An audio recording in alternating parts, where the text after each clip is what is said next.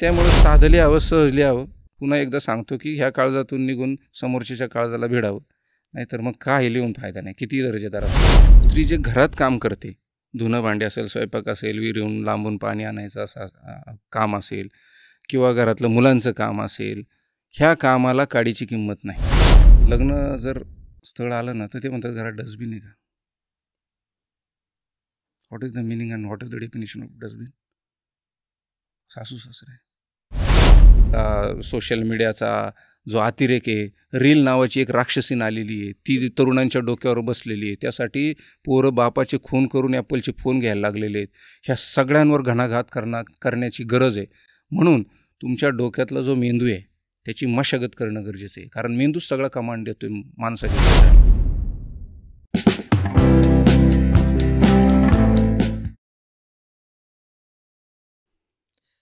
नमस्कार, मी निरंजन मेढेकर. ग्रंथप्रेमीच्या या विशेष भागात तुमचं मनापासून स्वागत.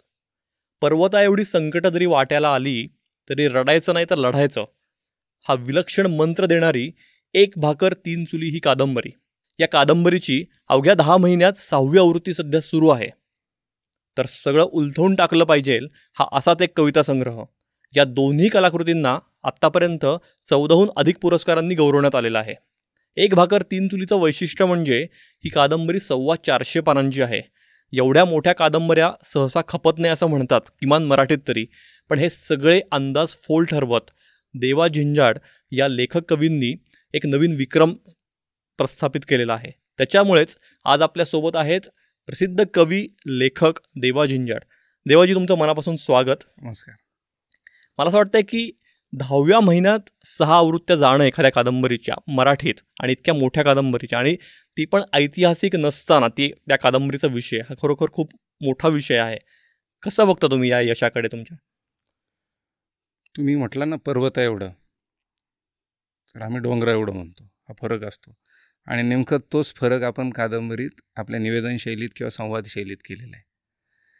अस्सल सेंद्रिय, मातीतलं अस्सल सेंद्रिय. म्हणजे सेंद्रिय याचा अर्थ, अस्सल याचा अर्थ मी थोडक्यात सांगतो ना, पुढं जातो, की ज्यावेळेस गुरं रानात जातात किंवा डोंगराला जातात आणि त्यावेळेस ते शेण टाकतात जमिनीवर, आणि आपण शेणाचा पोह ज्यावेळेस उचलून घेतो आणि त्या पोहाच्या खालून जी माती लागलेली असते ना, त्याला अस्सल आणि सेंद्रिय म्हणतात. माती सकट उचलतो आपण.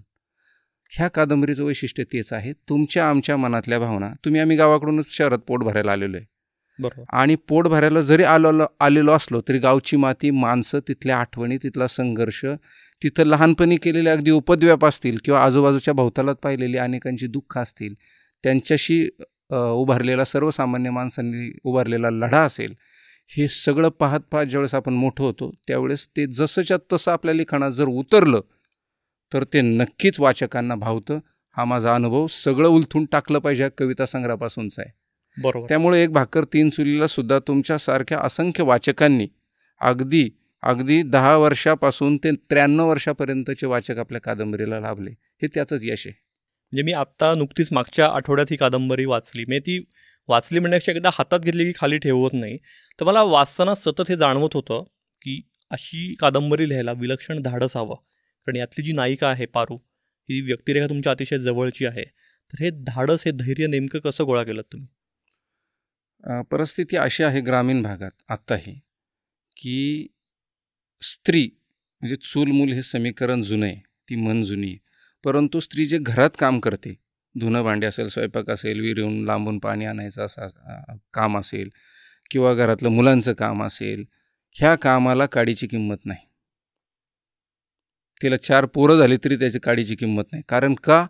ती जर शेतात राबली, रानात राबली, रोजगार हमीच्या कामावर राबली, रस्त्याच्या कामावर, विहिरीच्या कामावर राबली, तरच त्याला काम म्हटलं जातं. घरातल्या कामाला शून्य किंमत असते. अशा सामाजिक अरिष्टांच्या किंवा एकंदरीत अशा ह्या ज्या मतप्रवाहाच्या कचाट्यात सापडलेली जी ग्रामीण स्त्री आहे, त्याच्या पलीकडं सुद्धा अनेक संकट आहेत.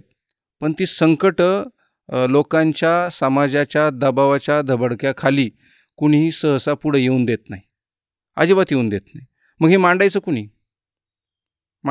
ज्या वेळेस माझे वडील वयाच्या 5व्या वर्षी माझ्या आयुष्यातून वजा झाले, देवाघरी गेले, त्यावेळेस तिच्यावर काय संकट आलं असेल? तिला वाटलं नसेल का आता एवढं मोठं संकट आलं आहे, आपल्याला कुणीच नाही आहे, माहेर पण तुटलेलं आहे आपलं, आजूबाजूची भाऊबंद पण आपल्या बाजूने नाही आहेत, कुणीच मदत करत नाही आहे, त्यावेळेस स्त्री आत्महत्या करत नाही. त्यावेळेस आई म्हणून ती तिच्या नवऱ्यानं वाढवलेला चिमण्या पाखरांचा संसार तिला पेलायचा असतो, त्यासाठी ती कधी आत्महत्या करत नाही. पुरुष अनेक आत्महत्या करतात, पण स्त्री कधी आत्महत्या करत नाही बघा. मग हे सगळं बघत बघत आपण मोठं होत होतो. कुणाला 4 मुलीच झाल्यात म्हणून घरातून हाकलून दिलेली स्त्री मी पाहत होतो. तर कुणाला विनाकारण एखादी सुंदर स्त्री दिसते आणि तिच्यावर विनाकारण संशय घेतला जातो. ती सुंदर असणं तिच्या आईवडिलांच्या पोटातून आलेली आहे ती, तिला थोडंच आपण बाहेर आलो सुंदर केले, पण त्यामुळे सुद्धा तिच्यावर संशय घेऊन तिला बाहेर हाकलणारा समाज मी पाहत होतो. आणि त्याच वेळी तिच्या नवऱ्याचे असंख्य लफडे असले तरी त्या मुलाचे आईवडील त्याला घराबाहेर हाकलून देतात का? नाही देत ना. पण बाईला मात्र घराबाहेर हाकलून द्यायचा, तिला माहेरी पाठवण्याचा सगळ्यांचा जो सपाटा आहे तो लहानपणापासून मी पाहतोय. आजही तेच आहे. पुरुषांनी काही केलं तर चालतं, पण स्त्रीने मात्र पाऊल वाकडं टाकलं नाही पाहिजे. भले ती टाकतही नसेल, पण जर ती थोडी नजरवर करून समाजात जरी पाहू जरी लागली तरी लोकांच्या भुवया उंचवतात. ह्या आणि इतर अनेक अनिष्ट परंपरा आहेत, चालीरीती आहेत, पुनर्विवाहाच्या पद्धतीत, बालविवाहाच्या पद्धतीत, ह्या सगळ्या गोष्टी पाहत ऐकत मी मोठा होत होतो. आणि मग याला कुणीतरी वाचा फोडली पाहिजे. त्यासाठी 1 भाकर 3 चुली हे लिहिण्याचं मी 8 वर्षापूर्वी ठरवलं. बरं, तुम्हाला ही कादंबरी लिहायला 8 वर्ष लागली असा प्रस्तावनेत उल्लेख आहे. एका अर्थाने ही तपश्चर्याच म्हणायला पाहिजे. सलग 8 वर्ष तुम्ही या कादंबरीवर काम करत होतात. आणि या कादंबरीचा पट जर आपण बघितला तर तो स्वातंत्र्यपूर्व काळापासून सुरू होतो आणि अगदी मला वाटतं 90च्या दशकापर्यंत ती कादंबरी येते पहिल्या आत्ताच्या भागात. बरोबर.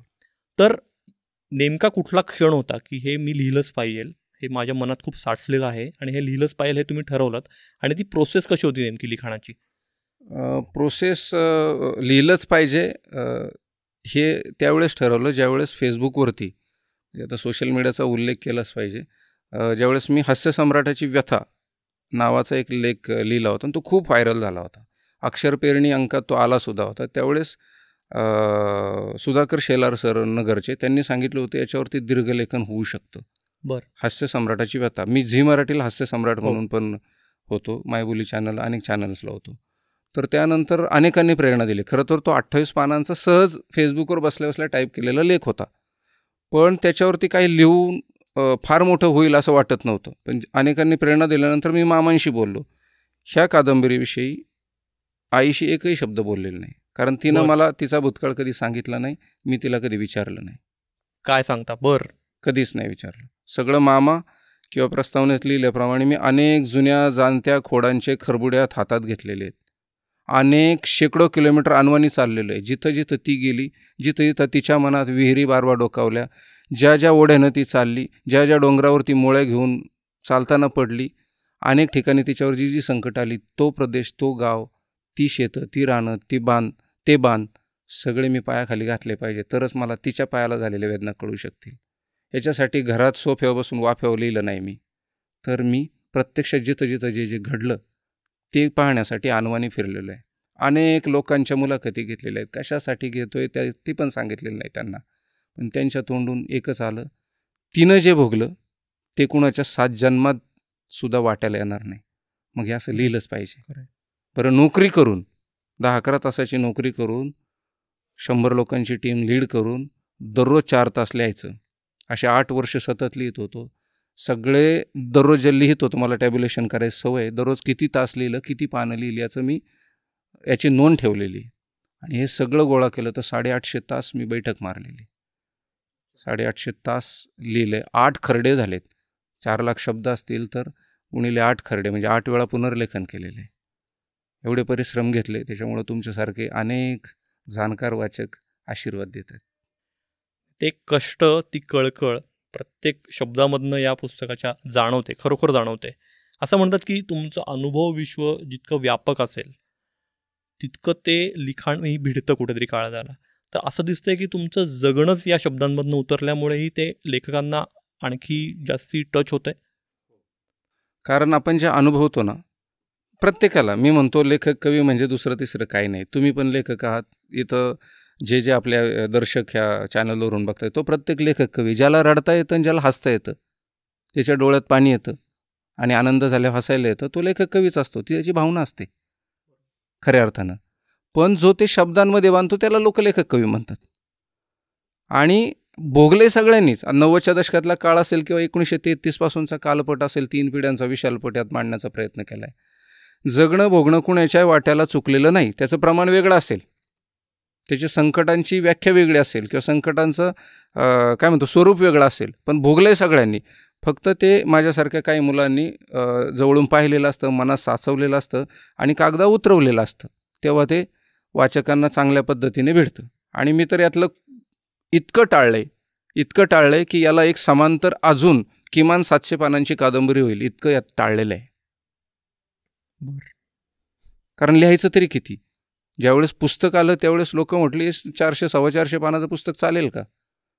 कारण आपली वाचन क्षमता कमी झालेली, आपली वाचन क्षमता 30 सेकंदावर किंवा 1 मिनिटावर आलेली आहे रीलच्या जगामध्ये. तर एवढं पुस्तक चालेल का, असं अनेकांचं म्हणणं होतं. पण लोक म्हटले तुम्ही 800 पानाचं लिहिलं असतं तरी आम्ही वाचलं असतं.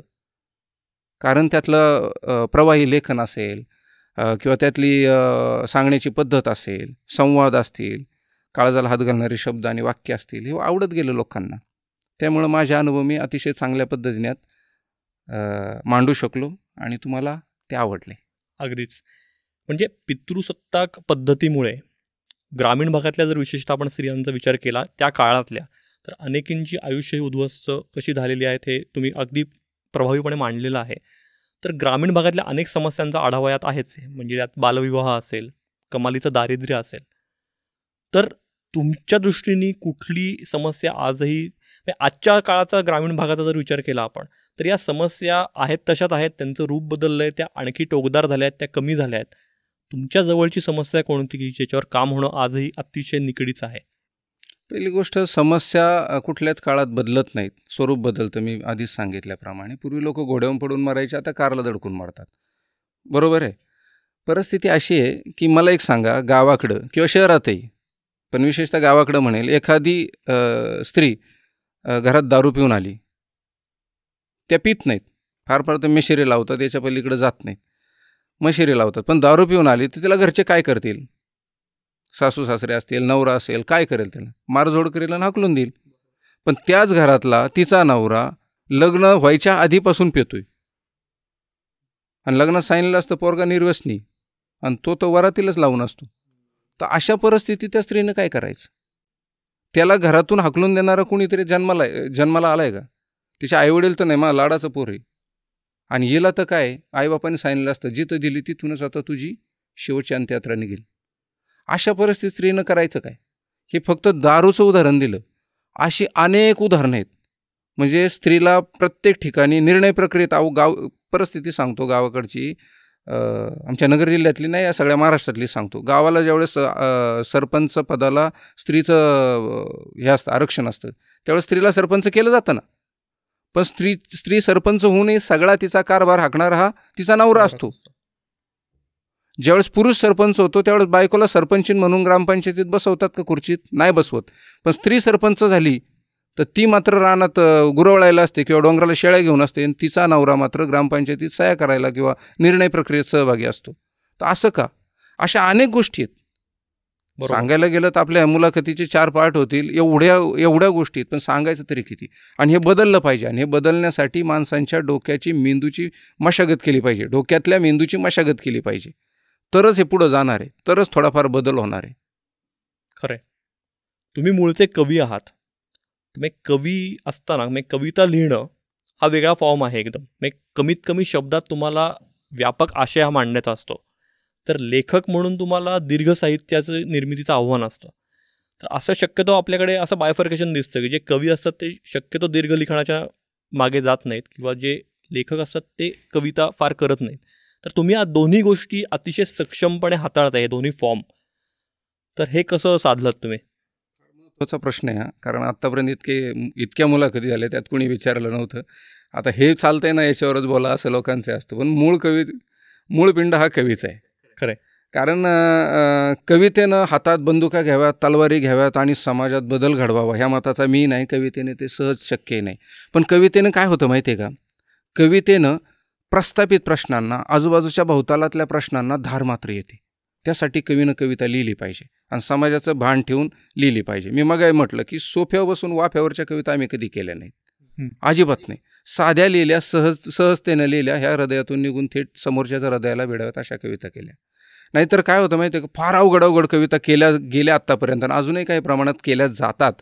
मग आधी अवघड कविता लिहायच्या, बरोबर. मग त्या अवघड कविता काही अवघड माणसांना पकडून अवघड अभ्यासक्रमाला लावायच्या आणि मग त्या अवघड कविता समजून सांगण्यासाठी, बरोबर, त्याच्यावर फार मोठे तज्ज्ञ नेमायचे, म्हणजे शिक्षक नेमायचे आणि मग त्यातून ते 2 प्रश्न काढणार, त्याला 10 मार्क देणार. त्या कवितेतून तुम्हाला मिळालं काय? साधं लिहा ना, सहज लिहा ना. वाचक, लेखक आणि कवी यामधलं अंतर वाढायचं कारण दुर्बोधता आहे. बरोबर. तुम्ही जेवढं अवघड लिहाल ना तेवढं तुम्ही दूर जाल. आज जर एक भाकरमध्ये किंवा सगळं उलथून टाकलं पाहिजे मध्ये मी जर दुर्बोध लिहिलं असतं, एकाही वाचकाचा मला फोन आला नाही की याचा अर्थ काय. खरं. एकही अर्थ. मायांग म्हटलो ना, विठाबाई मांगीन तिच्या मायांगावरून हात फिरवत होती. असंख्य 4000 स्त्रियांनी वाचलेली कादंबरी, त्यांना कळलं मायांग म्हणजे काय, माईच अंग आहे ते, त्यांना कळलं. तर हे याच्यासाठी आपल्याला ग्रामीण साधे शब्द पाहिजे, ते कळतात लोकांना, भिडतात लोकांना. त्यामुळं एक साधी कविता होती बघा, तुहा जन्म झालता तवा, आई म्हणते बरं का, तुहा जन्म झालता तवा म्हणजे माझा, तुहा जन्म झालता तवा चिमणीत घासलेट नव्हतं, तुहा जन्म झालता तवा चिमणीत घासलेट नव्हतं, सकाळीच तुला पाहिलं. म्हणजे रात्रभर ती बिचारी अंधाराशी लढत होती, झगडत होती, मला मुलगा झालाय, तू चाचपूनच पाहत होती, पण तिला ते पाहण्यासाठी अंधार असल्यामुळं दुसऱ्या दिवसाची वाट पाहावी लागली. म्हणजे तुहा जन्म झालता तवा चिमणीत घासलेट नव्हतं, सकाळीच तुला पाहिलं. बाळा तू नवीन घर बांधशील तवा, बाळा तू नवीन घर बांधशील तवा, त्या घरात एक छोटीशी देवळी ठेव बर का, त्या घरात एक छोटीशी देवळी ठेव बर का, इवल्याशा जीवाला मिनमिनण्यासाठी, चिमणीच्या इवल्याशा जीवाला मिनमिनण्यासाठी, कारण तीही उपासपोटी रातभर जागली होती आपल्यासोबत. त्याच्यापेक्षा काय साधे लिहायला पाहिजे. मग ते तुम्हाला कळतं ना, किंवा बाळा मला भूक नाही असं आई जेव्हा म्हणायची, आमच्या टोपल्यात तवा अर्धीच भाकर असायची. क्या बात. इतकं साधं लिहिलं की मग रसिक डोक्यावर घेतात, किंवा त्यांना त्या वेदना, तो काळ किंवा तो भोवताला आपला वाटायला लागतो. तसं लिहावं असं माझं सगळ्या कवी लेखकांना प्रामाणिक आवाहन आहे. तुम्ही जो प्रसंग सांगितलात, चिमणीत घासलेट नव्हतं, तर तो एक भाकर 3 चुलीमध्ये अक्षरशः काटा उभा राहतो अंगावर ते सगळं वाचताना. एक महत्त्वाचा मुद्दा तुम्ही आत्ता दुर्बोधतेबद्दल म्हणलात, मराठी साहित्याच्याच एकूण आणि विशेषतः कवितेच्या. पण दुसरीकडे साध्या सोप्या शब्दात लिहिणं हे पण सोपं नाही आहे, जरी ते वाटत असलं तरी. कारण ती रचना तशी सुचणं आणि ती तशी करणं. तर साध्या सोप्या शब्दात लिहिण्याचं आव्हाने तुम्ही कसं लिहिलंय पहिल्यांदा? पहिली गोष्ट, मी ते जे शेणाच्या पोहाचं उदाहरण दिलं ना तुम्हाला, ते साधे, जेवढं साधं आहे तेवढं. आज बघा तुम्ही टी व्हीवरच्या मालिका बघा, कुठल्या जास्त चालतात, ग्रामीण भागातल्या साधे कपडे घातलेल्या, मालिकेत असणारे पडदे, मालिकेत दिसणारे सोफे, तिथले असणारे झुंबर, आणि किचनमध्ये जे आपण लग्नात सर्वसामान्य स्त्रिया घालत नाही अशा किचनमधल्या साड्या, हे आपल्याला साधं वाटतं का? नाही वाटत ना. पण ज्यावेळेस ग्रामीण भागातली एखादी गोष्ट असेल, एखादं सादरीकरण असेल, एखादी निर्मिती असेल, तर ती आपल्याला भावते. म्हणजे साधं लोकांना आवडतं. ती मगाचीच कविता असेल, बाळा मला भूक नाही असं आई जवा म्हणायची, बाळा मला भूक नाही असं आई जवा म्हणायची, आमच्या टोपल्यात तवा अर्धी भाकर असायची, आमच्या टोपल्यात तवा अर्धी भाकर असायची. ही कविता समजून सांगावी लागेल का कुणाला? अजिबात नाही. आई जगदावणारी, आई हंबरणारी गाय, शिळपाक खाऊनही देई लेकरांना साय, आई उठे सूर्या आधी सूर्य बनून घरात, ज्योत बनून तेवते गरिबीच्या अंधारात, आई असते तोवर आई कळतच नाही, येता आठवण रडे 5 लेकरांची आई. असं लिहायला पाहिजे ना आपण साधं. याच्यापेक्षा काय असावं, याच्यापेक्षाच काय असावं नाही का? योग्य भावच मिळत नाही म्हणून लेकरा बाळांची कोवळी स्वप्न फेकून द्यावी लागतात रस्त्यावर. योग्य भावच मिळत नाही म्हणून लेकराबाळांची कोवळी स्वप्न फेकून द्यावी लागतात रस्त्यावर. आणि ह्या आगतिक बळीराजाची व्यथा कशी समजणार ह्या टाय घाल्या लोकांना एसीत बसल्यावर? इतकं टोकदारपणे पण तुम्हाला लिहिता आलं पाहिजे असं मला प्रामाणिकपणे वाटतं. मी तसंच लिहितो, कुणी काही म्हणू. सगळं उलझवून टाकलं पाहिजे तुमचा कविता संग्रह. म्हणजे तुम्ही जसं म्हटलात की 8 वर्ष एक भाकर 3 चुलीवर काम सुरू होतं, तशा या कविता नेमक्या कधीपासूनच्या आहेत? म्हणजे वयाच्या कुठल्या टप्प्यापासून तुम्ही सुरू केलेल्या आहेत किंवा स्फुरलेल्या आहेत? मी 93ला होतो त्यावेळेस पहिली कविता केली होती की त्या पहाटेने ऐकली कोंबड्याची बांग, असं कसं झालं तू मला रे सांग. किल्लारीच्या भूकंपाच्या संदर्भाने कविता असेल ती. आणि त्याच्यानंतर आमचे रावी शिशुपाल सर होते. अरे म्हणे हे तर तू लिहू शकतो. त्यांनी त्यांचा कोजागिरी पुनव नावाचा कविता संग्रह मला भेट दिला आणि त्यातून जे लिहायला लागलो 93पासून तर लिहितच होतो. आणि मग कार्यक्रम झाले खूप, 450-500 कार्यक्रम झाले आपल्या कवितांची. आपल्याला जी गाडी आहे माझी, ती गाडी मला कवितेची देणे, कवितेने मला गाडी दिली. आणि ह्या कविता क्षेत्रात, कवी संमेलन क्षेत्रात 15,000 रुपये घेतल्याशिवाय बाहेर पडायचं नाही, हे ट्रेंड आपण चालू केला. क्या बात. नाहीतर कवी Shabnam bag, S T stand, S टीची वाट पाहतोय आणि गेलाय त्या कार्यक्रमस्थळी आणि आयोजकच नाहीत. आणि एवढं करून एक शाल श्रीफळ आणि 300 रुपये, घरी आले होते नारळ सडकं निघते. हा ट्रेंड बदलला पाहिजे, कारण आत्म्याची झीज करून आपण लिहितो, त्या दमदार ताकदीनं सादर करतो, त्याचे पैसे तुम्ही दिलेच पाहिजेत. तुम्ही त्या मंडपाला 1 लाख देता, जेवणाला 50,000 देता, टेबल खुर्च्याला देता, बुकेला देता, येणाऱ्या पाहुण्यांची सरबराई करता, कवीला द्यायला काय रोग आलाय का तुम्हाला? ह्या भाषेत आम्ही बोललो, लोक द्यायला लागली. मिळाले ना पैसे, गाडी घेतली आपण, का नाही घ्यायची? आपल्या कष्टाची कमाई येते. आणि असं अपुचरच गांजा विकून गाडी नाही घेतली, शब्द विकून घेतली, आपली कला विकून घेतली. त्यामुळे आपल्याला अभिमान आहे त्याचा. वा. मराठी कविता सध्याची किंवा कवी संमेलन हा कुठेतरी सोशल मीडियावर एक थट्टेचा विषय बऱ्याचदा बघायला मिळतो. तुम्ही कसं बघता या सगळ्या ट्रोलिंगकडे किंवा एकूणच या नकारात्मक दृष्टिकोनाकडे? म्हणजे आपलीच भाषा आहे, आपलीच मायबोली आहे, तिच्यात काहीतरी कोणीतरी नवीन निर्मिती करते. म्हणजे मी मान्य करतो की सगळंच साहित्य काय अगदीच दर्जेदार असेल किंवा असं नाही, पण प्रयत्न करतोय कोणीतरी माणूस आणि ते आत्म्याची झीज करून कविता लिहिणं हे काही सोपं काम नाही आहे. तुम्ही कसं बघता या सगळ्या? कविता लिहिणं सोपं काम नाही. त्याचं कारण साहित्यातला, जागतिक साहित्यातला सर्वात लघुरूप असलेला हा साहित्य प्रकार, वाङ्मय प्रकार आहे, पण सगळ्यात लोकप्रिय असलेला प्रकार आहे. बरोबर. आज फेसबुकवर किंवा सोयीच्या सोशल माध्यमावर तुम्ही गेला तर सगळ्यात जास्त कविता पाडणारे लोक आहेत. म्हणजे आम्ही म्हणतो बुंदी पाडायचा झारे असतो ना, तेच घेऊन बसलेले असतात. असं म्हणणंही चुकीचं आहे, कारण त्यात चांगले लोक असतात. 4,800 पर्यंत कविता संग्रह दरवर्षी प्रकाशित होतात, दरवर्षी मराठीमध्ये. त्यातले मला 8 कविता संग्रहांची नावं आता तुम्ही वाचून दाखवा, आठवून दाखवा. का? ज्या वेळेस तुम्ही म्हणता ना व्यासपीठावर येतात कविता किंवा कवी संमेलन होतात, व्यासपीठी आणि अव्यासपीठी असे 2 मतप्रवाह आहेत. जे व्यासपीठी आहेत त्यांना त्यांच्याकडे कविता कंटेंट पण चांगला आहे, सादरीकरणाचा बाज पण चांगला आहे. त्यांना नावं ठेवणारे काही लोक आहेत की ज्यांना सादरीकरण करता येत नाही, बोलताच येत नाही. तर अशी पण मंडळी आहेत. मी दोघांचा सन्मान करतो. त्याचं कारण आहे, तुम्ही कविता खूप चांगली लिहिली पण ती समाजापर्यंत पोचवली नाही तर फायदा काय? मी शेतकऱ्यासाठी कविता केली, शेताच्या बांधावर बसणाऱ्या शेतकऱ्यापर्यंत ती पोचली नाही, आणि पोचली जरी तरी त्याला ती कळलीच नाही. परत 60,000चे टोनगे जर शिकवायला ठेवले तर काय फायदा त्याचा? बरोबर का नाही? टोनगे हा शब्द फार जबाबदारीपूर्वक वापरतोय. तुम्हाला एडिट करायचं असेल तर करा, काय करायचे करा, पण मी टोनगेच वापरतो, कारण त्यांनाच ती कविता कळत नाही. असं आहे. तर व्यासपीठावर पण कविता गेली पाहिजे, पुस्तकातली कविता व्यासपीठावर गेली पाहिजे, व्यासपीठातली कविता ज्यांच्यासाठी लिहिली त्यांच्यापर्यंत पोचली पाहिजे. कविता तशी लोकोत्तर होत नाही, लोकाभिमुख होत नाही. बहिणाबाई चौधरी आज सगळ्यांपर्यंत. ऐक ऐक रे योग्या तुले मी काय सांगते, लेकीच्या माहेरासाठी माये सासरी नांदते. याच्यासाठी कुठलाच PhD झालेला किंवा साधा D.Ed झालेला शिक्षक ठेवायची गरज नाही. बाईला लगेच कळतं, हा बाई सासर माहेर आलं, मातीचे शब्द आले की त्या बाईच्या काळजाला लगेच धुमारे फुटतात. तर अशा गोष्टी आहेत. असं लिहिलं पाहिजे. आणि व्यासपीठ अव्यासपीठी असा वाद असू नये. त्यात दलित कविता, स्त्रीवादी कविता, आदिवासी कविता, शहरी कविता, नागरी कविता, अशा कवितांमध्ये तर मतभेद अजिबात असू नयेत. ह्या मताचं मी प्रत्येकानं लिहिलं पाहिजे. कारण तुम्ही जे लिहाल तेच मी लिहिल असं नाही ना. मी वाफ्याच्या गोष्टी लिहिल, तुम्ही सोप्याच्या गोष्टी लिहाल, फरक काय नाही. तुमचा अनुभूती काय ते तुमच्या कवितेत उतरत असतं. दुर्बोधतेचा उल्लेख आत्ता वारंवार होतोय. म्हणजे तुमच्या कलाकृतींची वैशिष्ट्य ही आहेत की त्यांची नावं पण सर्वसामान्यांना समजतील अशी आहेत.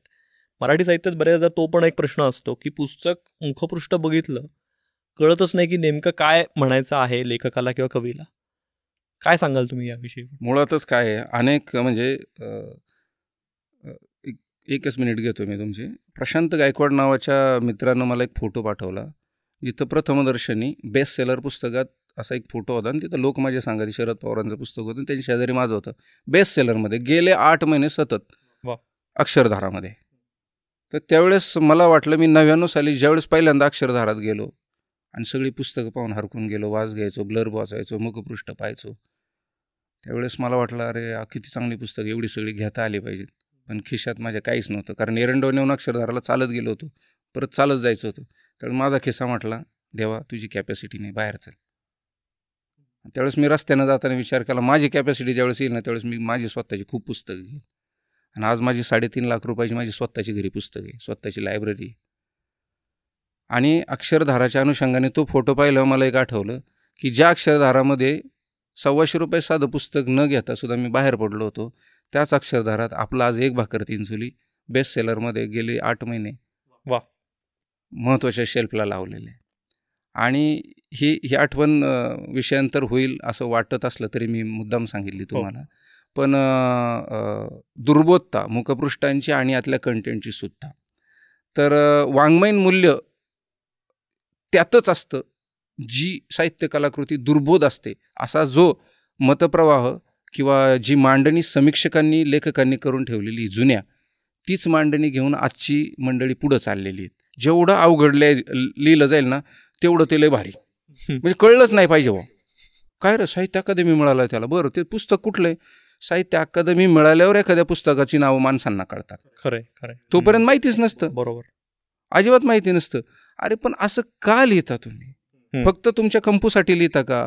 तुम्ही ज्यांना फोन करून सांगाल किंवा पत्र द्याल की माझ्या पुस्तकावर समीक्षा लिहा, आणि ते समीक्षा लिहिणारे तसेच असतात, त्यांनाही तेच कळतं. अगदी साधं सहज लिहिलं ना त्यांना ते पटतच नाही. आणि मुखपृष्ठाचं येतं, मुखपृष्ठ पाहिलं कळलं पाहिजे ना. तुमच्या लहानपणापासून आत्तापर्यंत तुमच्या मुलांपर्यंत कुणालाही पार्लेजीचा पुडा दाखवा, तो कळतोय. अमोलचा पुडा कळतोय, अमोलची जाहिरात कळते. का बरं? त्यात सहजता आहे, सहजता आहे ना. फार मेकअप केलेली बाई कळते का नाही तुम्हाला लगेच? आणि साधं नॅचरल सौंदर्य, स्मिता पाटील आणि करीना कपूरमधला फरक जो आहे तो कळतो ना. पहिल्या मुखपृष्ठात काय दिसतंय वा हे कळलं पाहिजे ना. आता एक भाकर तीन चुलीचं मुखपृष्ठ फार दुर्बोध केलं असतं, त्यात काहीच कळलं नसतं. पहिलं तुमचं इम्प्रेशन मुखपृष्ठावरती, बरोबर. तो किती दुर्बोध आहे किंवा किती क्लिष्ट आहे. आणि ते अमूर्तच्या नावाखाली तर काही करतात, आता काही कशी मुखपृष्ठ करतात. अरे माणसाला जर तिथं जर मेंदूला ताण आला की हे काय लिहिलंय, तर तो आज जात नाही हो सहजासहजी. तो फक्त घेतो पुस्तक, बघतो आणि ठेवून देतो परत. रस्त्यावर ठेवलेली भाजी चांगलीच असते, ती भाजी ज्यावेळेस काचेत जाते आणि एसी लावलं जाताना सर्वसामान्य माणूस तिकडे जातो का? साध्या गोष्टी येते. आणि त्यामुळं साधं लिहावं, सहज लिहावं. पुन्हा एकदा सांगतो की ह्या काळजातून निघून समोरच्या काळजाला भिडावं, नाहीतर मग काही लिहून फायदा नाही, किती दर्जेदार असू दे. कवी होणं, लेखक होणं हे निसर्गदत्त असं वाटतं तुम्हाला? काही अंशी असावं, काही अंशी नसावं. कारण आत्तापर्यंत जे साहित्यिक होऊन गेले ना, त्यांची 95% अपत्य हे साहित्यिक नाही आहेत. माझं ऑब्झर्वेशन आहे. आचार्य अत्रेंची मुलगी आता लिहित होती काही दिवस. आनंद यादवांची कन्या आहेत, त्या थोडंफार लिहितात. कीर्ती मुळीक त्या लिहितात. किंवा आता म्हात्रेंचा पोरगा संख्येत लिहितो, नाशिकचे कवी त्यांचा मुलगा लिहितो. अशी ह्या आत्ताच्या पिढीतली, कारण त्यांना कळतं की यात काहीतरी आहे. राजकारण्याचा मुलगा सहजासहजी राजकारणी होतो, कारण त्यात फार नॉलेज लागत नाही. युवा कार्यकर्ता असा बोर्ड लावला, हातात कडे टाकले आणि वर हात केला का संपला विषय. यात कस लागतोय ना. अशा मेलेल्या कवीची डायरी सापडून कोणी कवी होत नाही. सापडली डायरी आपली नावं लिहिली असं जमत नाही. सगळं 5 पोळांच्या बाबतीत तसं झालेलं आहे. तर निसर्गदत्त असतं हे 65% म्हणेल मी. गळा असू शकेल निसर्गदत्त, पण लिखाण निसर्गदत्त असू शकत नाही. त्याला तुम्हाला तावून सुलाकून घासून हेच करावं लागतं. एखादा निसर्गदत्त खूप आहे असं म्हणू आपण, आणि त्याने लिखाण केलं नाही, वाचन केलं नाही, त्याच्या लेखणीला धार कशी येणार? खरंय. नाही, तोच मुद्दा येतो की सध्याचे मराठी लेखक आपण बघितले तर असे ढोबळमाने 2 प्रकार पडतात असं मला वाटतं. एक प्रचंड वाचन करणारे आणि दुसरे वाचन न करणारे. तुम्ही वाचन करणाऱ्या लेखकांमध्ये येता असं मला वाटतं. तर तुमचं आवडतं साहित्य किंवा तुमची आवडते साहित्यिक याविषयी सांगाल? मी चौथीला असताना पहिल्यांदा क्रांतीसूर्य ज्योतिबा फुलेंचं पुस्तक वाचलं. तेव्हापासून जे वाचनाची ज्योत पेटली, कनिंगधोज गुरुजींनी ती पेटवली खऱ्या अर्थानं. कारण बाप गेल्यावर बापासारखं माझ्या पाठीवर लक्ष ठेवणारे ते गुरुजी होते. त्यांनी वाचनाची गोडी लावली. त्याच्यानंतर मिळेल ते, म्हणजे तुम्ही भेळा नाही सांगितली ना, तुमची भेळ खाऊन झाली की कागद मी घ्यायचो, कागदावरलं वाचायचो. इथपासूनची परिस्थिती. कारण पैसेच नाहीत ना, पुस्तकं वाया घ्यायलाच पैसे नाहीत. ते अवांतर वाचायचो कुठून? अशा परिस्थितीतसुद्धा मिळेल तिथं अक्षरशः पुस्तकं चोरू नये म्हणतात, पण आपण चोरलेली आहेत किंवा काहींची आणली तर दिली पण नाही. पैसे आल्यावर ज्याची त्याला दिली. पण त्यानंतर पहिल्यांदा आयुष्यात आले आचार्य यात्रे अख्खे वाचले. बरं. त्याच्यामुळं माझ्या बोलण्यात, लिखाणात दोन्ही गोष्टी दिसतात. एक उच्च पराकोटीचं दुःख आणि दैन्य, दारिद्र्य किंवा वेदना दिसते, तर एका बाजूला पूर्ण मार्मिकपणे एखाद्या गोष्टीवर विनोदानं बोलण्याची शैली पण आत्मसात झाली. कारण मी झी मराठी हास्य सम्राटला होतो. तर ह्या 2 गोष्टी आचार्य यात्र्यांनी खूप चांगल्या दिल्या. आणि त्याच्यानंतर थोडीशी समज आल्यानंतर, पुण्यात आल्यानंतर सगळ्यात पहिल्यांदा हाती पडलं झोंबी आनंद यादवांचं. त्याच्यानंतर पुढच्या सगळ्याच गोष्टी वाचल्या आणि फार फार म्हणजे अक्षरशः काळीज पिळवटून निघणारी ती गोष्ट वाचून मला फार कसं तरी झालं. ऐश्वर्या पाटेकरांचं जू वाचलं, शरणकुमार लिंबळ्यांचं अक्रमाशी वाचलं. पुस्तकं खूप वाचली, पण आत्ता समोर तुम्ही बोलताय म्हणून जी समोर आली ती तुम्हाला सांगतो. विशाखा नावाचा कविता संग्रह मी पहिल्यांदा आयुष्यात विकत घेतला. विशाखा आयुष्यात विकत घेतलेला पहिला कविता संग्रह आहे. आणि त्याच कविता संग्रह त्यांच्याच नावाचा पुरस्कार आपल्या सगळं उलटून टाकलं पाहिजे मिळाला. त्यावेळेस खऱ्या अर्थानं माझ्या डोळ्यात पाणी आलं. पुरस्कार कविता संग्रहाला 14 मिळाले, एक वाकरला 14 मिळाले. पण त्या पुरस्काराच्या वेळेस मात्र मला खऱ्या अर्थानं रडायला आलं. कारण ₹125 तो संग्रह मी डेक्कनला जाऊन घेतला होता आणि ती घ्यायची आपली ऐपत नव्हती, कसं तरी वाचून घेतला होता. त्याचाच पुरस्कार मिळतो म्हणजे क्या बात. हे खरोखर खूप मोठं यश. फार भारी वाटलं होतं तसं. म्हणजे परत आपण एक भाकर तीन चुलीच्या जर लिखाणाच्या शैलीकडे आलो तर तो ग्रामीण भागात तुम्ही लिहिलेला आहे, पण तरीही ते शब्द कळतच नाहीत बाबा. आम्ही शहरातली लोक आहोत, आम्ही कधी गावात वाढलेलो नाहीये, पण तरी पण ते रिलेट होतं. तर याचं श्रेय कुठं जातं मग? म्हणजे तुम्ही कसं बघता याकडे? म्हणजे तुमच्या डोळ्यांसमोर दोन्ही वाचक असणार, ग्रामीण भागातलाही आहे आणि शहरी आहे, आणि कोणालाच ते कळत नाही असं होत नाही. त्याचं कारण असं आहे की त्यातली निवेदन शैली प्रमाण भाषेतली आहे. बरोबर. ती कुणालाही कळते. म्हणजे तुम्ही शहरातून खेड्यात गेला आणि खेड्यातला माणूस इथं आला तरी एकमेकांशी बोलता येतं ना, तेच निवेदन आहे. ती संवाद जरी असला तरी ते त्यांना ते कळतं. प्रमाण भाषेत आपण बोलत असतो, त्यामुळे प्रमाण भाषा तिथं त्या प्रसंगावर, त्या पानावर जो प्रसंग घडतोय त्याची वातावरण निर्मिती तो लेखक कुठल्या ताकदीनं करतोय, किती ताकदीनं करतोय, त्यासाठी कुठले शब्द त्याच्या मदतीला तो घेतोय, हे फार महत्त्वाचं असतं. नाहीतर प्रसंग लिहित असताना, वातावरण निर्मिती करत असताना तो खूप अवघड शब्द जर घेतले तर मग थोडंसं अवघड होतं. म्हणजे वाचताना शहरातल्या लोकांना अडचणी आल्या असत्या. 1-2 जणांना अडचणी आल्या तर त्यांना म्हटलं असंच, हो म्हटले, लगेच कळलं, मला थोडंसं हे झालं होतं. तर असं काहीच म्हणजे शहरातून खेड्यातून कुठूनच काही विशेष आपल्याला अडचणी आल्या नाहीत. किंवा अनेकांनी सांगितलं की तुम्ही शब्दांची सूची जोडा, अवघड शब्द जसं यादव सरांनी जोडल्या होत्या किंवा अनेक लेखक जोडतातही. पण म्हटलं नाही वाटत. 90च्या पिढीतली गोष्ट लोक इकडं आलेली आहेत किंवा त्याच्या आधीची असतील ना, ती तिकडूनच आलेली आहेत. आपण सगळे पोट भरायला शहरात आलेलो आहे, त्याच्यामुळे ते सगळ्यांना कळणारे कळते चांगल्या पद्धतीत. बरोबर. एक भाकर तीन चुलीचा पुढचा भाग कधी येणार याची खरोखर उत्सुकता आहे. कारण ही कादंबरी जिथे संपते तिथं असं वाटतं कुठलंही पुस्तक संपताना की ती अस्वस्थता थांबेल वाचक म्हणून, तर ती उलट अजून वाढते की पुढे काय ही उत्सुकता लागून राहते. तर काय त्याचं नियोजन कसं सुरू आहे तुमचं? आई तू ह्या जीवाला जप, आता मी माझ्या जीवाला जपन, आणि आपल्या अख्ख्या दुबळवाडीला बदलून टाकीन. आता मला कर्मवीर अण्णा भेटलेत. तुझाच लाडका बाबू 6 जून 1993. ह्या नोटवर मी थांबलोय. का थांबले? लोक म्हणतात तुम्ही अर्धवट लिहिले. लिहायचं तरी किती? पुस्तक हातात तर बसलं पाहिजे ना. तर त्या नोटवर मी थांबलोय, कारण त्याचा पुढचा भाग लिहायचा आहे आणि तो याच्यापेक्षा दाहक आहे. याच्यापेक्षा फार काय म्हणू त्याला, फार वेदनादायी आहे. तो माझ्यासाठी लिहिण्यासाठी सुद्धा वेदनादायी आहे. कारण ज्यावेळेस आईन मी एकत्र होतो त्यावेळेस सगळं ठीक होतं. एकमेकांना आधार होता, एकमेकांवर लक्ष होतं. पण ज्यावेळेस 2 आई आणि मुलगा विलग होतात, घरापासून 200-250 किलोमीटर लांब जातात, त्यावेळी त्यांच्या आयुष्यात अनेक संकट येतात इंडिव्हिज्युअल लेवलला. तर त्या संकटांचा पाढा वाचायचा का नाही, आणि तो वाचताना मला खूप त्रास झाला आहे. का कुठलंही प्रकरण कोरड्या डोळ्याने लिहिता आलेलं नाही आहे.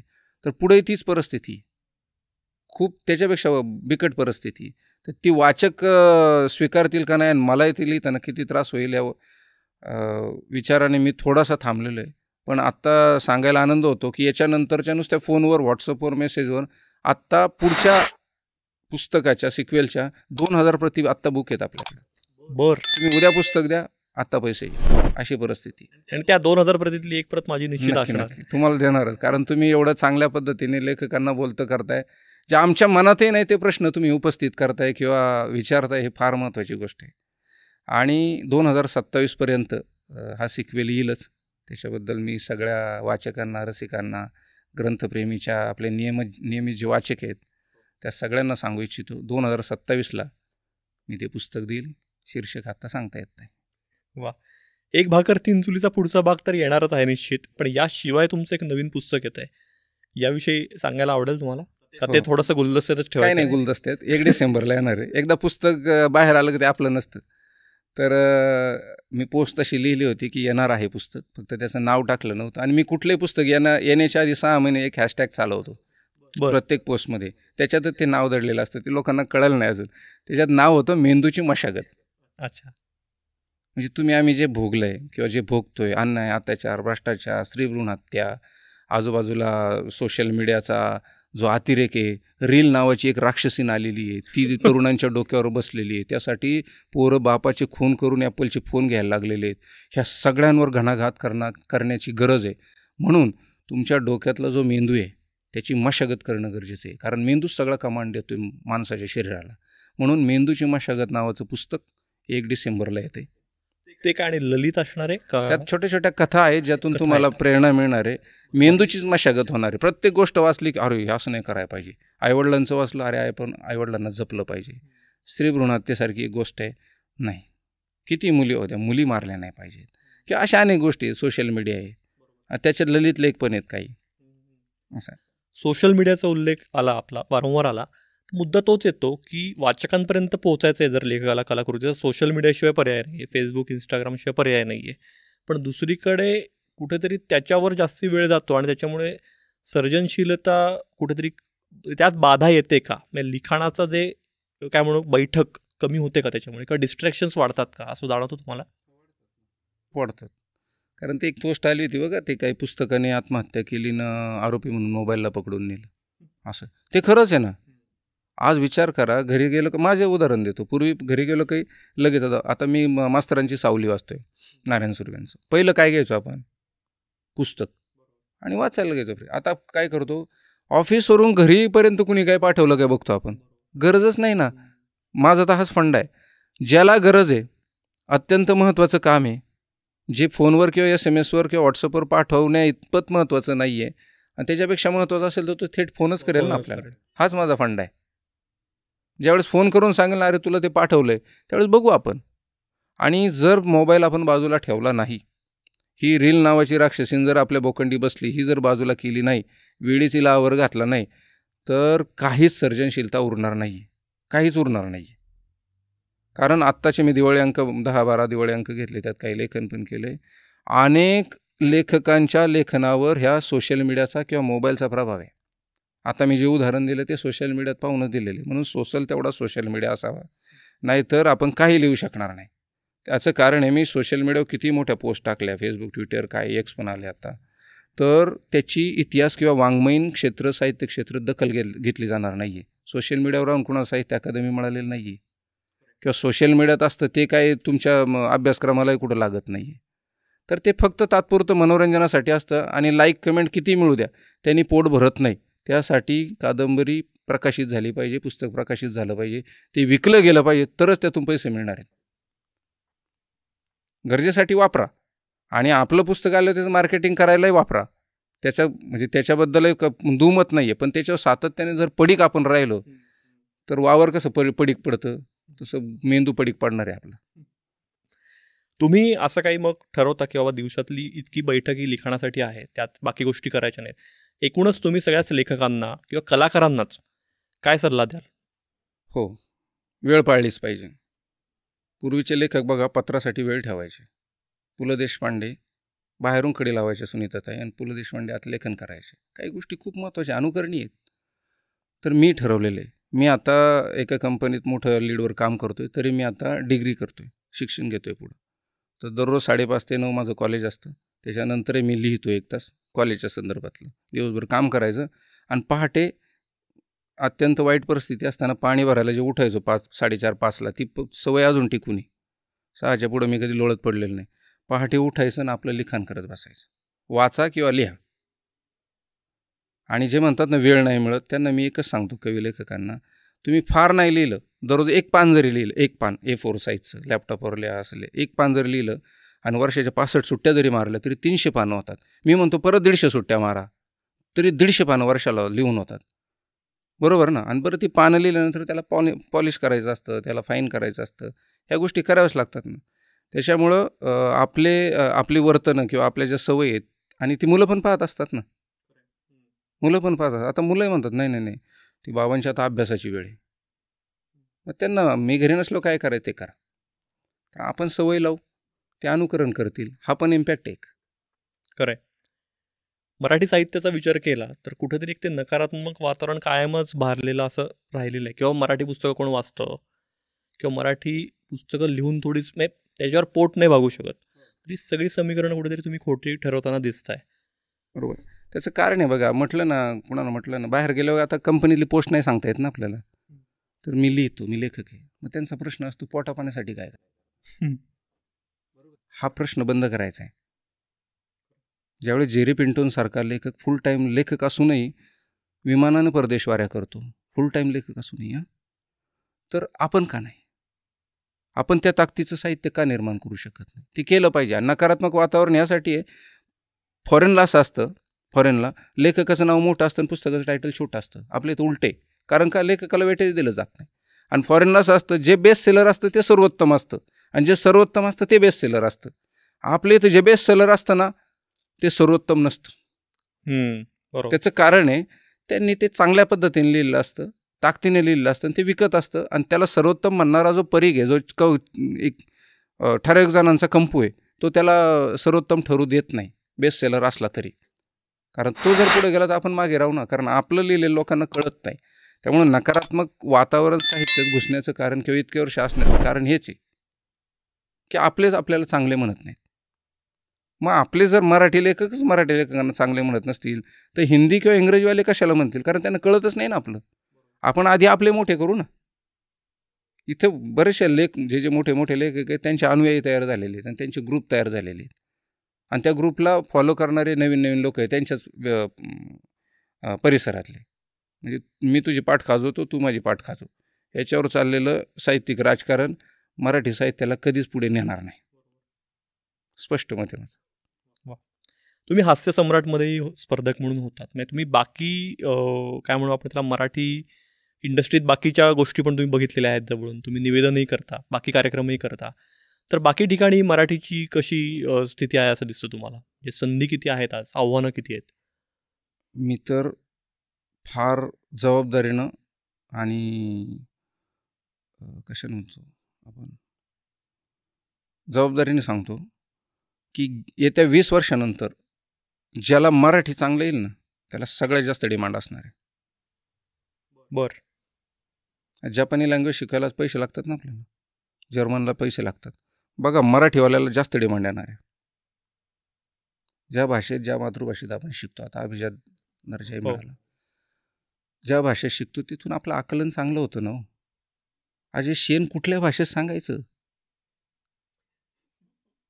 कुठल्या भाषेत सांगायचं पोरांना?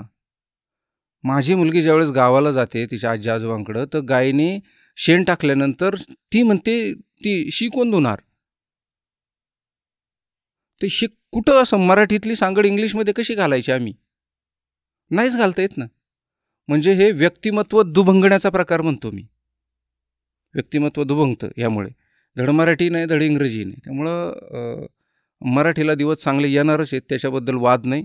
पण आता हास्य सम्राटचा विषय काढला म्हणून सांगतो की कुठलाही रिॲलिटी शो असेल तिथलं एक वास्तव सांगतो भाषेच्या अंगानं की आम्ही जरी झी मराठी हास्य सम्राटला मराठी स्टँडअप कॉमेडी करत असलो तरी तिथे ज्यावेळेस आम्ही स्टेजवर उभं राहतो कॉमेडियन म्हणून आणि समोर मकरंद अनासपुरे, सुदेश भोसले, नारायण गाव हे बसलेले असतात, तर अशोक नायगावकर काका वगैरे, तर समोर बसलेली एक 70-80 मंडळी असतात टाळ्या वाजवणारे, तुम्हाला दिसतात ना आधीमध्ये किंवा हसणारे. हे कंपल्सरी 40 किंवा 80 लोक बसवायचे, गव्हर्नमेंटचा नियम येतो. आणि यातले हे जे हसणारे लोक आहेत ना सगळे अमराठी असतात. काय सांगतो? हो. हसणे आणि टाळ्या वाजवणं, एकदा शॉट घ्यायचा आणि मध्ये मध्ये मिक्स करून टाकायचा. अहो त्यांना काहीच कळत नाही, काहीच कळत नाही. म्हणजे भिकार म्हणलं का, भिकाराला एक जण माणूस म्हणला, यार काय रस्त्यावर उभं राहून भीक मागतो रे. मग तो भिकारी म्हणला का हापीस टाकू का त्यासाठी? अरे काय कळणार आहे मराठी माणसांना, नाही कळत ना. तर त्यात थोडीफार असतात, पण हे वास्तव आहे. कारण तिथं बसायला सुद्धा आता हे आणि बरं त्या लोकांना हे मानधन आहे, दिवसभराचा मेकअप आहे, जेवण आहे, सगळं आहे. आणि तसे जर हिंदी मालिका असतील तर त्याला स्टँडर्ड पब्लिक आहे, दिसणंसुद्धा तिथं जरा व्यवस्थित मुलामुली लागतात दिसायला. अजून मोठा शो असेल शाहरुख वगैरे यांचा तर मोठा, म्हणजे सगळीकडे मराठीची जी गळचेपी अशी वाढत जाते ना. आणि ती आपल्यामुळे यांना दिलेल्या स्क्रिप्ट मराठी कलाकारांना, या ज्या मालिका वगैरे चालतात ह्या स्क्रिप्ट इंग्लिशमध्ये आहेत. बरं, इंग्लिशमध्ये मराठी लिहिलेलं असतं मला वाटतं, म्हणजे देवनागरीत कळत नाही. नगरीमध्ये आम्ही 6 महिने शूटिंगला होतो. प्रत्येक स्टुडिओच्या बाहेर असे जे कागद वगैरे पडलेले असायचे वाचायचं, अरे हे तर मराठीतलं आहे. म्हणजे इतकी अवस्था बिकट आहे. आणि त्याचं कारण आपले कलाकार पण आहेत ना, त्यांनी आग्रह करायला पाहिजे ना, मराठीत दे बाबा मला, हे का वाचू मी. तर अशा अनेक गोष्टी, पण त्याच्यावर मात करायची आपल्या हातात आहे. आम्ही जे मराठी बोलणारी माणसं आहे आणि प्रत्येकाने प्रत्येकाच्या अंतरात्म्याचं ऐकलं पाहिजे. आणि किमान मराठी माणसानं मराठी माणसाशी मराठीतच बोललं पाहिजे. बाकी काहीच नाही, हाय हॅलो त्याच्यात काय आत्मीयता नाही. राम म्हटलं की जरा जे म्हणजे आपण किती म्हणून नाही का, मी आज खूप जेवलो, हां अजिबात नाही, लय जेवलो, बेसन भाकर दाबून आणली, त्यात मजा आहे. हो मजा आहे ना त्याच्यात. ती मजा जर पुढच्या पिढीला पोचवायची असेल ना, आपण मराठीत बोललं पाहिजे. माझी बायको म्हणते पोरांना इंग्लिश आलं पाहिजे, असं आलं पाहिजे, तसं आलं पाहिजे. हां पोरगं बाहेर गेलं म्हणते तुम्ही तर म्हणले हा एलिफंट आहे तिकडं पुस्तकात, आणि हाती निघाला, ही गडबड आहे सगळी. तर ही व्यक्तिमत्व दुभंगण्याचे जे प्रकार आहे ना, ते आपलं काम आहे थांबवलं. तुला इंग्लिशचे टेबल येतातच ना 10 to 20, मराठीत पण आलं पाहिजे. 2 चौक 8 आणि 6 चौक 36. अजिबात नाही, ते आपण रुजू ना, आपलं काम आहे तरुण म्हणून. तुम्ही म्हणताय ते अगदी खरं आहे की भाषा प्रवाही राहिली, जिवंत राहिली तर ती अभिजात म्हणूनही गौरवली जाणार आहे. पण त्यासाठी आपण ती जिवंत ठेवणं खूप गरजेचं आहे. देवाजी, तुम्ही म्हटलात तसं तुम्ही साहित्य निर्मिती मातीत बसून करता, सोफ्यावर बसून नाही करत. तसंच आणखी एक वैशिष्ट्य म्हणजे तुम्ही मातीला धरून आहात अजून, तुम्ही ग्रामीण भागात आजही जाता आणि तुमचं सामाजिक कामही बऱ्यापैकी सुरू आहे. त्या सामाजिक कामांविषयी सांगा ना मला. ग्रामीण भागात जातो म्हणजे कधी कधी शहरात येतो असं म्हटलं पाहिजे. तर विचार आणि कृतीत अंतर कमीत कमी पाहिजे. त्यासाठी परिवर्तन सामाजिक संस्था पुणे सोबत काम करतोय. महाराष्ट्रातल्या 17 सामाजिक संस्था आहेत अशा, तर ती एक महत्त्वाची संस्था आहे. आणि जायबाई येवले आदिवासी आश्रमशाळा पारनेर तालुक्यात आम्ही गेली 14 वर्ष चालवतोय. इथं राहणं, खाणं, आरोग्य, शिक्षण सगळं मोफत आहे. आमचे थोरले साडू बाबाजी कोंडेबाई येवले आणि आम्ही ती संस्था चालवतो, ज्यात विधवा, परित्यक्ता, वेश्या, ऊसतोडणी कामगार, शेतकऱ्यांनी ज्या आत्महत्या केल्या त्यांची हुशार मुलं आपल्या शाळेत शिकतात. अशी आत्ता 100 मुलं आहेत आणि सगळं मोफत आहे, सगळं मोफत आहे. आणि फार मोठं युनिट आहे. आणि ह्या 14 वर्षात ज्या बिल्लाच्या पारद्याच्या मुलांनी कित्येक पिढ्या त्यांचे शिक्षण घेतलं नव्हतं, ती मुलं शिकून आज कोणी पेट्रोल पंपावर कामाला आहे. माझ्या अंगावर शहारे आले, यासाठी आले. त्याचं कारण आहे, ती लोक डिंक गोळा करणं, मध गोळा करणं, जनावरांची शिकार करणं हेच करून जगले असते ना. पण त्यांच्यातला एक मुलगा शिकला, आज पेट्रोल पंपावर कामाला आहे. पेट्रोल पंपावर कामाला असलेला मुलगा तिथं ज्यावेळेस एखादा कारवाला पेट्रोल भरायला येईल ना, त्यावेळेस त्याच्या मनात शिक्षणाने जे स्फुल्लिंग पेटवले ना, तो म्हणेल नाही माझा मुलगासुद्धा कारमधून एक दिवस पेट्रोल पंपावर पेट्रोल भरायला आला पाहिजे. ही त्याला शिक्षणाने ताकद दिलेली आहे. त्या दृष्टीनं त्याचं लग्न आज उद्या कुणाशी हो, तो त्याचा प्रश्न आहे वैयक्तिक, पण त्याच्या मुलाला तो चांगलं शिकवण्याचा प्रयत्न करेल. आणि हे सगळं शिक्षणाने त्याच्यात भरलेलं आहे. पुढची पिढी तर चांगली होईल. कोण सोनारची आहे, कोण कपड्याची आहे, का लिहिता वाचता येते, त्यांना लिहिता वाचता येते. आज जर मी शिक्षण अर्धवट सोडलं असतं ना, माझी परिस्थिती शेपटा मोडावा लागला असतं. थोडक्यात गुराकडे जावं लागलं असतं गावाकडे. पण कुठल्याही परिस्थितीत न हारता न डगमगता पाठीमागे न जाता शिकत राहिलो म्हणून इथपर्यंत आलो. म्हणून अशी मुलं खूप आहेत गावाकडं, तर त्यांना शिकवायचं आहे. आणि समाज खूप मदत करतो. कुणी पैसे दिले तर घ्यायचं नाही, डायरेक्ट संस्थेला तुम्ही बेंच द्या, शाळेला रंग देऊन घ्या, CCTV बसवायचे द्या. दर शनिवारी आम्हाला 20,000 रुपयाचा किराणा लागतो, 20,000 रुपयाचा. त्यातलं दवाखाना वेगळा आहे, शिक्षकांची पगार वेगळी आहे. तर ह्यासाठी दानशूर पण खूप पुढे येतात. विकास आढाव नावाचा मुलगा व्हॉट्सअपचं स्टेटस पाहून वागवून दरवर्षी 2 लाख रुपये देतो आपल्याला. असे खूप लोक आहेत. तुम्ही प्रामाणिकपणे केलं पाहिजे आणि त्या माणसांसाठी केलं पाहिजे, त्या मुलांसाठी. त्यांचे ब्लेसिंग तुम्हाला मिळत राहतात. नुसतं कविता झाडून कादंबऱ्या लिहून काय फायदा नाही. म्हणजे मी आईवरती कविता करायच्या आणि आईला वृद्धाश्रमात ठेवायचं. मला हाणलंच पाहिजे लोकांनी. मी मार्मिक बोलतो, तुम्हाला विनोदी वाटेल, पण थेट बोलतो. कारण आम्ही नगरी माणसं फार थेट असतात. म्हणून मी फार थेट बोललो. मुलाखती दरम्यान माझ्याकडून काही चुकलं असेल, माकलं असेल तर मला माफ करा. ग्रंथप्रेमी समूहाच्या संस्थापक द्वितीय सोनवणे यांनी अतिशय चांगल्या पद्धतीने हा समूह केवळ वाचन प्रसार व्हावा म्हणून चालवलेला आहे. आणि त्याला बळकटी देण्यासाठी हे जे आधुनिक माध्यम घेतलं आहे यूट्यूबचं किंवा मुलाखतीचं, त्यासाठी सुद्धा त्यांना शुभेच्छा आहे. आणि सदैव कायम सोबत आहे मी त्यांच्या. देवाजी, तुम्ही वेळात वेळ काढून आलात आणि आमच्या सगळ्या प्रश्नांना उत्तरं दिलीत. तुमचे मनापासून आभार. आणि मला असं वाटतंय की एक या आपल्या भागाची सांगता ही तुमच्या एखाद्या कवितेने झाली तर अजून त्याला खुमारी येईल. आता सगळ्यात मोठा ज्वलंत प्रश्न आहे आईबाप. म्हणजे ITतल्या पोरी डीम म्हणतो आम्ही तेव्हा, डबल इन्कम नो ब्रेन. कुणी वाईट वाटून घेऊ नये या गोष्टीसाठी. तर लग्न जर स्थळ आलं ना तर ते म्हणतात घरात डस्टबिन आहे का. What is the meaning and what is the definition of dustbin. सासू सासरे ते तिचे होणारे सासू सासरे असतात, पण त्या मुलाचे आईबापच असतात ना. तर हे जे काय आता सुरू आहे, म्हणजे हेच नाही, अनेक गोष्टी ती, म्हणजे जसं शिक्षण पद्धती झालेला बदल आहे की पूर्वी गुरुजी शिक्षकांना मारायचे ना आता गुरुजी विद्यार्थ्यांना मारायचे आणि आता विद्यार्थीच गुरुजींना मारतात. हा शिक्षण पद्धतीत झालेला बदल आहे. जसं तुम्ही ग्रामीण स्त्रीचं सांगितलं किंवा स्त्रीवादाचं सांगितलं, पूर्वी सासवा सुनांना त्रास द्यायच्या, आता सुना सासवांना त्रास देतात. बरोबर का नाही? खरं. तर हे सगळं होऊ नये म्हणून आईबाप नावाची एक कविता आहे. आईबापाच्या कविता नावाचा एक कार्यक्रम करतो मी 1.5 तासाचा, ज्यातून मुलीचा जन्म होण्यापासून तर तिचा शेवटचा मृत्यू होईपर्यंतच्या कवितांचा अंतर्भाव असतो, ज्यातून माणसांच्या मेंदूची मशागत व्हावी, आईबापांना जपावं, स्त्री भ्रूण हत्या होऊ नयेत यावर मी काम करतो. तर त्यासाठीची एक कविता आहे आईबाप. पांग आईच्या गर्भाचं ह्या जन्मीचं फेडावं. 2रा 3रा 7वा जन्म असेल माहिती नाही मला. पांग आईच्या गर्भाचं ह्या जन्मीचं फेडावं, आईबाच्या सावलीत कोवळ्या कोंबानं वाढावं. आईबाच्या सावलीत कोवळ्या कोंबानं वाढावं. कोरडं बाळूत देऊन आई झोपली वल्यावर. कोरडं बाळूत देऊन आई झोपली वल्यावर. बारी मोडली दुःखाची त्या बापाच्या जीवावर.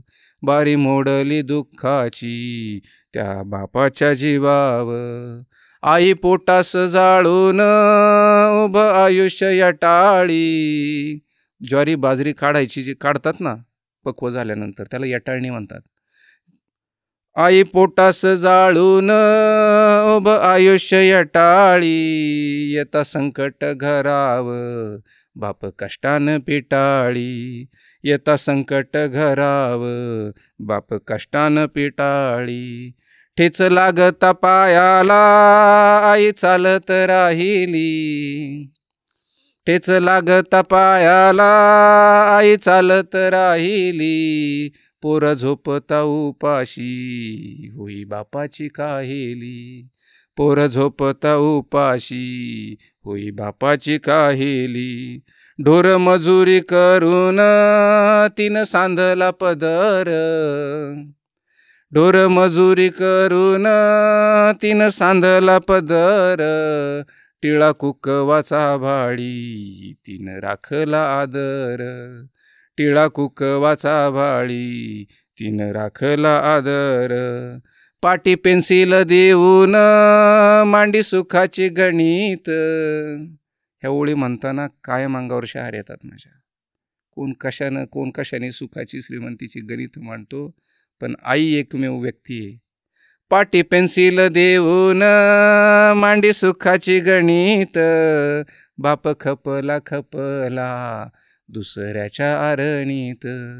बाप खपला दुसऱ्याच्या आरणीत. करी उसन पासन जगवी चिमण्यांचा जीव. करी उसन पासन जगवी चिमण्यांचा जीव. बाप करायचा नाही त्याच्या जखमांची कीव. बाप करायचा नाही त्याच्या जखमांची कीव. टाहो फोडून रडली लेक जाताना सासरी. आई रडते लेक रडते आणि बाप मात्र एका कोपऱ्यात कुठंतरी दुमसत असतो. टाहो फोडून रडली लेक जाताना सासरी. सुखासाठी हा लेकीच्या बाप हात हो पसरी. सुखासाठी हा लेकीच्या बाप हात हो पसरी. चला जपूया ही नाती नको तोडायाची भाषा. चला जपूया ही नाती नको तोडायाची भाषा. काळ झाला समजावी आता काळजाची भाषा. काळ झाला समजावी आता काळजाची भाषा. माय बापाचं हे गाणं मोठ्या मायेनं म्हणावं. माय बापाचं हे गाणं मोठ्या मायेनं म्हणावं. जुन्या खोडाचं दुखणं हिरव्या पानाला कळावं. जुन्या खोडाचं दुखणं हिरव्या पानाला कळावं. आई बापाची कहाणी काळजातही असते. आई बापाची कहाणी काळजातही असते. आई बाप गेल्यावर जग आपले नसते. आई बाप गेल्यावर जग आपले नसते. देव जरी देवळात नको श्रद्धेचा पसारा. देव जरी देवळात नको श्रद्धेचा पसारा. चला जीवा पड जपू हा मायेचा देवारा. चला जीवा पड जपू हा मायेचा देवारा. चला जीवा पड जपू हा मायेचा देवारा. वाचक हो, श्रोते हो, युवा झिंजाडांसोबतचा हा एपिसोड तुम्हाला कसा वाटला? तुमच्या प्रतिक्रिया आम्हाला अवश्य कळवा. तसंच यापुढे अशा आणखी कोणत्या संवेदनशील लेखकांना, कवींना या व्यासपीठावर आपण बोलवलं पाहिजे आणि त्यांच्याशी असा मनमोकळा संवाद साधला पाहिजे तेही जरूर सांगा. भेटूया पुढच्या एपिसोडमध्ये अशाच एखाद्या अनोख्या विषयावर चर्चा करण्यासाठी. पाहत रहा आणि ऐकतही रहा ग्रंथप्रेमी पॉडकास्ट.